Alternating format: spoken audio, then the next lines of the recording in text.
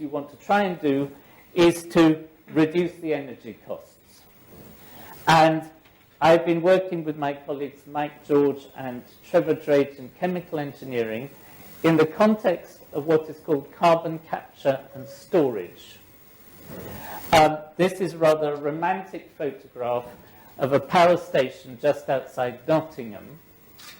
And this power station produces, when it's going full speed, more than half a ton of CO2 every second.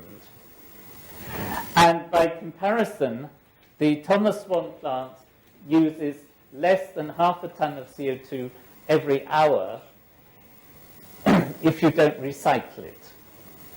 So if you're good at maths, you will see that this power station will produce enough CO2 in 90 minutes. That's the time of a soccer game without the interval in the middle and without the extra time. In 90 minutes, this will make enough CO2 to run the Thomas Swan plant for a year. So we had the idea that carbon capture and storage is, which is about, or is planned to be implemented in the UK and other places in the world, is going to produce enormous pipes of high-pressure CO2.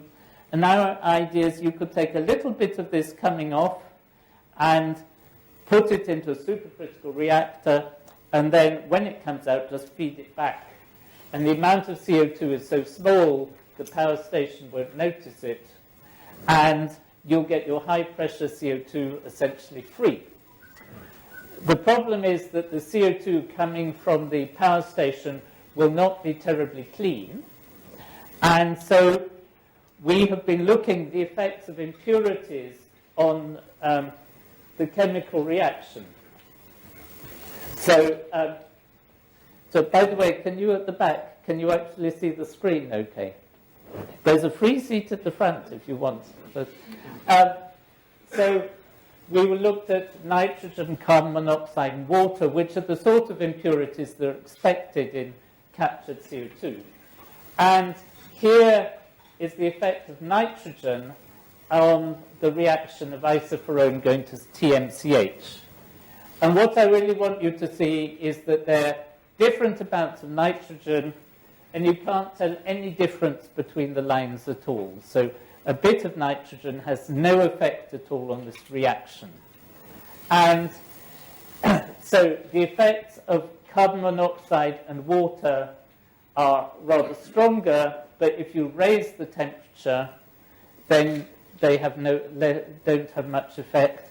And because hydrogenation is a reaction that generates heat, it doesn't matter if the temperature is a bit higher because the heat will come from the reaction itself. And so the reason I think this is important, it's turning a waste CO2 from the power station into a resource. So that in principle, the power station could earn some money by selling its high-pressure CO2 for solvent.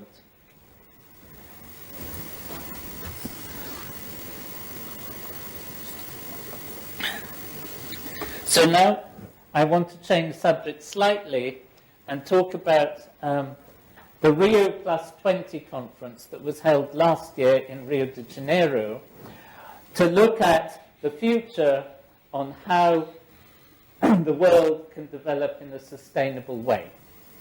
And I went to the conference in my role, or rather the week before the conference, when there was a preparatory conference, in my role as Foreign Secretary of the Royal Society, to present a report called People and the Planet, which I